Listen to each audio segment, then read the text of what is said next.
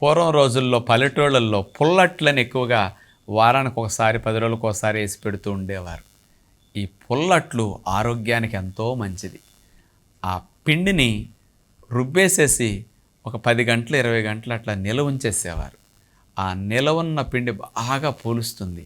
ఆ పులిసిన పిండిలో గుడ్ బ్యాక్టీరియాలు బాగా పెరుగుతాయి.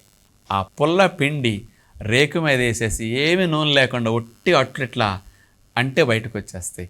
రంధ్రాలు బాగా పడతాయి పుల్లట్లకి. అలాంటి పుల్లట్లు ఎక్కువగా తినేవారు పూర్వం రోజుల్లో. దీనివల్ల మన ప్రేగుల్లో ఇమ్యూనిటీని బాగా పెంచడానికి, జీర్ణక్రియని మెరుగు చేయటానికి, రక్షణ వ్యవస్థని కంట్రోల్ చేయటానికి, హ్యాపీ హార్మోన్స్ని ప్రేగుల్లో బాగా తయారవటానికి గుడ్ బ్యాక్టీరియాలు బాగా ఉపయోగపడతాయి.